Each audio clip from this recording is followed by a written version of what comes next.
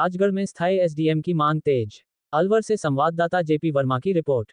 लक्ष्मणगढ़ विधायक मांगेलाल मीणा ने मुख्यमंत्री को पत्र लिखकर राजगढ़ में स्थायी उपखंड अधिकारी की नियुक्ति की मांग की है। उन्होंने कहा कि फिलहाल रैनी एसडीएम के पास अतिरिक्त चार्ज है, जिससे जनता को भारी परेशानियों का सामना करना पड़ रहा है। विधायक ने राजगढ़ नगरपालिका अधिशासी अधिकारी का अतिरिक्त प्रभार हटाकर पूर्णकालिक नियुक्ति की भी मांग की है। साथ ही वर्षों से बंद पड़े राजगढ़ बस स्टैंड को पुनः शुरू करने और लक्ष्मणगढ़ में अधिशासी अधिकारी तैनात करने की बात कही है। पत्र में भाजपा सरकार पर भी निशाना साधा गया कि प्रशासनिक पदों की खाली स्थिति जनता के साथ अन्याय है। आप देखते रहे एक्टिव न्यूज राजस्थान, हर खबर पर नजर।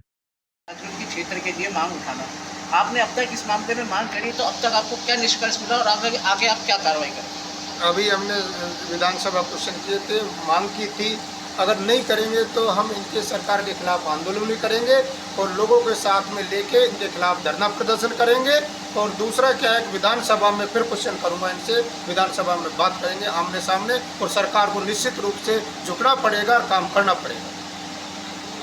खंड अधिकारी है और ना ही स्थायी तौर पर अधिशासी अधिकारी है। राजगढ़ उपखंड बहुत पुराना कार्यालय है, स्टेट टाइम का उपखंड कार्यालय है और यहाँ आए दिन लोगों को परेशानी होती है और लगभग 6 महीने से यहाँ की पोस्ट खाली है। रैनी का एसडीएम को अतिरिक्त चार्ज दे रखा है, जो कि जनता को असुविधा है और इसके लिए बार बार हम भी सरकार से भी आग्रह कर रहे हैं कि यहाँ एसडीएम लगाना चाहिए, जिससे जनता को सहूलियत रहे।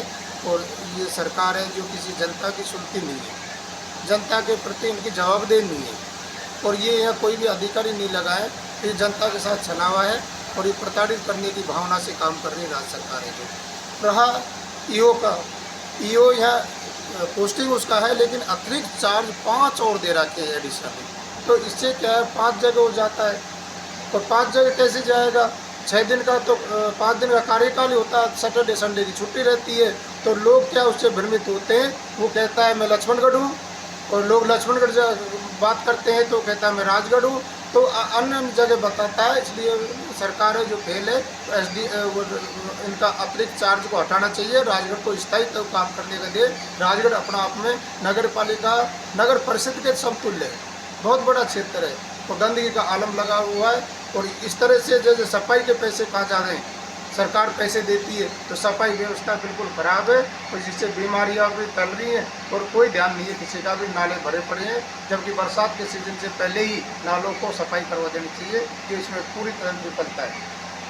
अभी हाल ही में केंद्रीय मंत्री पर्यावरण मंत्री भूपेंद्र यादव ने राजगढ़ नगर पालिका को नगर परिषद में करने की बात कही थी, लेकिन ना तो फव्वारे चालू हैं ना कैमरे चालू हैं, तो किस तरीके से राजगढ़ की नगर पालिका नगर परिषद में संबोधित पाएगी विकास के मामले में? नगर पालिका को नगर परिषद में करने के लिए मैंने विधानसभा क्वेश्चन भी किया था, विधानसभा में मांग भी की थी कि इसको नगर परिषद बनाया जाए, जिससे कि हमारे राजगढ़ का विकास हो।